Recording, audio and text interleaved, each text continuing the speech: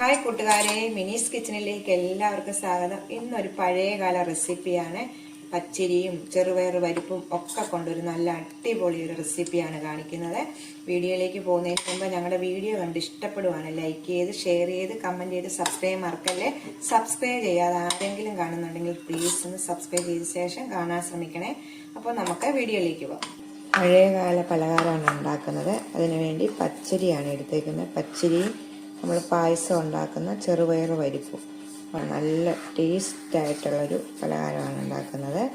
ഇത് പച്ചരി ഞാൻ നല്ലോണം കഴുകി വെയിലത്ത് വെച്ച് ഉണക്കിയെടുത്തതാണ്. ഇത് 1 കപ്പാണ്. 250 ml കപ്പിന് 1 കപ്പ് നല്ലോണം കഴുകി ഉണക്കിയെടുത്തത്. ഇനി നമുക്കിത് നല്ലോണം രണ്ടും വറുത്തെടുക്കണം. നമുക്കിത് രണ്ടും വറുത്തെടുക്കാം. ഒരു പാൻ അടുപ്പ് വെച്ചിട്ടുണ്ട്. ഇതിലേക്ക് പച്ചരി ഇട്ട് കൊടുക്കും. കരിയാതെ നല്ല ഗോൾഡൻ കളർ ആകുന്നിടം വരെ നല്ലോണം വറുത്തെടുക്കണം.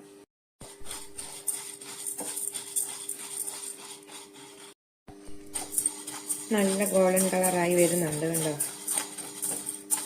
പച്ചരി നല്ലോണം കഴുകി വെയിലില്ലെങ്കിലും നല്ലോണം അരിപ്പയിലോട്ട് വെച്ചാൽ നല്ലോണം ഉണങ്ങിയ പോലെ കിട്ടും. ഇച്ചിരി നേരം, 1 മണിക്കൂർ നേരം വെച്ചാൽ അത് മതി. ഇതുപോലെ ഗോൾഡൻ കളറാക്കി എടുക്കണം. കരിഞ്ഞു പോകാതെ ഇളക്കി എടുക്കും. ഏത് പച്ചരിയാണ്, റേഷൻ കടയിൽ നിന്ന് കിട്ടുന്നതാണോ അതിനും കടയിൽ നിന്ന് മേടിക്കുന്ന ഏതാണെങ്കിലും കുഴപ്പമില്ല. നല്ല ടേസ്റ്റായിട്ടുള്ളൊരു പലഹാരമാണിത്. എൻ്റെ ചാനലിൽ ഇഷ്ടം പോലെ വെറൈറ്റി ആയിട്ടുള്ള ഫുഡുകളൊക്കെ ഇട്ടിട്ടുണ്ട്, റെസിപ്പികൾ.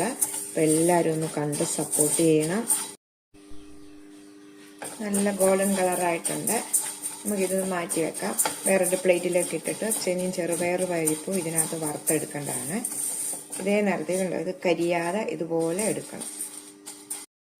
2 ടേബിൾ സ്പൂൺ പരിപ്പ് ഇതുപോലെ ഇട്ട് വറുത്ത് ഗോൾഡൻ കളറാക്കി എടുക്കണം. നമ്മൾ നല്ലോണം പായസം വെക്കുന്ന ചെറുപയർ പരിപ്പാണ്. ഇത് ഗോൾഡൻ കളറായിട്ടുണ്ട്. ഇതുണ്ട്, ഇതുപോലെ വറുത്തെടുക്കണം. നമുക്ക് അരിയുടെ കൂടെ ഇടാം. ജാർ എടുത്തിട്ടുണ്ട്. വെള്ളമൊന്നും ഇല്ലാത്ത ജാറായിരിക്കണം. നമ്മളത് രണ്ടും ഒന്ന് നല്ലോണം ആറിയ ശേഷം ഒന്ന് പൊടിച്ചുകൊണ്ട് വരാം. രണ്ടും ഒന്നിച്ചിട്ട് പൊടിച്ചാൽ മതി. പരിപ്പും അരിയും കൂടെ ഒന്നിച്ചിട്ട് ഞാനൊന്ന് പൊടിച്ചുകൊണ്ട് വരട്ടെ. ഇതുണ്ട്, ഇത് പൊടിച്ചുകൊണ്ട് വന്നിട്ടുണ്ട്. ഇതുപോലെ കുറച്ച് തരിതരി വേണം. മൊത്തം പൊടിഞ്ഞ് തീരെ നൈസായി പോലെ ഇടയ്ക്ക് തരിതരിയായിട്ട് വേണം. ഇതുപോലെ പൊടിച്ചെടുക്കണം. പാത്രം അടുപ്പ് വെച്ചിട്ടുണ്ട്. ഇതിലേക്ക് 1 കപ്പ് ചീകിയ ശർക്കരയാണ്, 1 കപ്പ്. ഇതിലേക്ക് 1.5 കപ്പ് വെള്ളം ഒഴിച്ച് നമുക്കൊന്ന് പാനിയാക്കാം.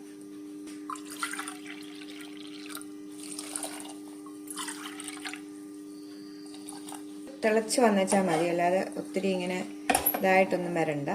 നല്ലോണം തിളച്ച് പാനിയായാൽ മതി. തിളച്ച് നമുക്കിനി ഇത് മാറ്റി വെക്കാം. പാൻ അടുപ്പ് വെച്ചിട്ടുണ്ട്. ഇത് ചൂടാകുമ്പോഴത്തേക്ക് 2 ടേബിൾ സ്പൂണ് നെയ്യ് ഒഴിക്കുക. ഇതിലേക്ക്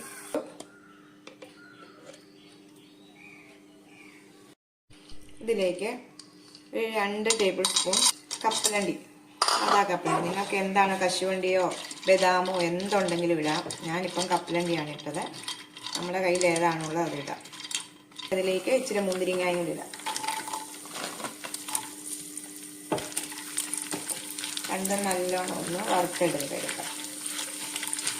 ഇത് റെഡി ആയിട്ടുണ്ട്. തീ ഓഫ് ചെയ്ത് ഇത് വേറൊരു പാത്രത്തിലേക്ക് നമുക്ക് മാറ്റാം.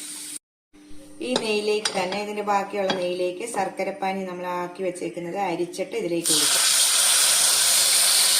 ശർക്കരപ്പാനി ഇതിലേക്ക് ഒഴിച്ചിട്ടുണ്ട്. ഇനി ഇത് നല്ലോണം ഒന്ന് തിളക്കട്ടെ. ഇത് നല്ലോണം തിളയ്ക്കുമ്പോൾ ഇതിലേക്ക് 1/2 കപ്പ് തേങ്ങ ഇടാം. രണ്ടും കൂടെ നല്ലോണം ഒന്ന് തിളക്കട്ടെ. ഇതിൻ്റെ മധുരം ഒന്ന് ബാലൻസ് ചെയ്യാൻ വേണ്ടി സ്വല്പം ഉപ്പിട്ട് കൊടുക്കാം. നല്ലോണം ഇടട്ടെ. ഇതിലേക്ക് പൊടിച്ചുകൊണ്ട് വന്നേക്കുന്ന മിക്സ് നമുക്കിടാം. അരിയും പരിപ്പും കൂടെ പൊടിച്ച മിക്സ് ഇതിലേക്ക് ഇടാം. എന്നിട്ട് നല്ലോണം ഇളക്കാം. ഈ സമയം നമ്മൾ ഇതെല്ലാം കൂടെ ഒന്ന് യോജിപ്പിച്ച ശേഷം നമുക്ക് 2 മിനിറ്റ് നേരം ഒന്ന് മൂടി വെക്കാം. ചെറിയ തീയിൽ 2 മിനിറ്റ് നേരം ഒന്ന് മൂടി വെച്ച് എടുക്കാം. അപ്പോൾ നമ്മൾ മൂടി വെച്ചിട്ട് 2 മിനിറ്റ് ആയിട്ടുണ്ട്. ഇത് നല്ല സോഫ്റ്റ് ആകാൻ വേണ്ടിയാണ് നമ്മളൊന്ന് മൂടി വെക്കുന്നത്, കണ്ടോ. അപ്പോൾ നല്ലോണം വെള്ളമൊക്കെ പറ്റി. ഇനി നമുക്കിതിലേക്ക് 1/4 ടീസ്പൂൺ ഏലക്കാപ്പൊടി ഇടാം. നമ്മൾ വറുത്ത് വെച്ചേക്കുന്ന കപ്പലണ്ടി മുന്തിരിങ്ങ ഇടാം. ഇത് നല്ലോണം ഒന്ന് യോജിപ്പിച്ചു കൊടുക്കാം. ഇതിനകത്ത് ഇടയ്ക്ക് കട്ടകളൊക്കെ കാണും. ഇത് ആറിക്കഴിയുമ്പോൾ നമ്മൾ നല്ലോണം കട്ടകളെല്ലാം പൊടിച്ചെടുക്കുവാണ്. നമ്മൾ ഈ അവല് വിളയിച്ചതുപോലെ ഒക്കെ ഇരിക്കും. അവല് വിളയിച്ചതുപോലെ തന്നെയാണ് ഇരിക്കുന്നത്. പച്ചരി കൊണ്ട് ഇങ്ങനെ ഒന്ന് ചെയ്ത് നോക്കണം നിങ്ങൾ. ഈ സമയം 1 ടീസ്പൂൺ നെയ്യും കൂടി ഇതിലേക്ക് ഒഴിക്കാം. നമുക്ക് ഇളക്കാം. ഇത് നമ്മൾ മിക്സ് ചെയ്ത് എടുത്തിട്ടുണ്ട്. ഇനി നമ്മളിത് അതേപോലെ തന്നെ ഈ ചൂടോടുകൂടി തന്നെ നമ്മൾ തീ ഓഫ് ചെയ്ത ശേഷം ചൂടോടുകൂടി തന്നെ നമുക്ക് മൂടി വെച്ച് മാറ്റി വെക്കാം. വെച്ചിട്ട് 5 മിനിറ്റ് കഴിയുമ്പോൾ നമ്മൾ ഈ ഒന്നുകൂടി ഇളക്കുമ്പം ഈ കട്ടകളെല്ലാം നല്ല പൊടിഞ്ഞ് പൊടിയായിട്ട് വരും. അപ്പോൾ നമുക്കിത് സ്പൂണും കൊണ്ട് കോരിയൊക്കെ തിന്നാൻ 4 മണി സമയങ്ങളിൽ കാപ്പി അതിനകത്ത് തിന്നാനും ഒക്കെ നല്ല ടേസ്റ്റാണ്. തീ ഓഫ് ചെയ്തിട്ടുണ്ട്. ആറിയ ശേഷം കണ്ടോ നമുക്കിങ്ങനെ പൊടിച്ചെടുക്കാം. അപ്പം നല്ല പൊടിയായിട്ട് കിടക്കും.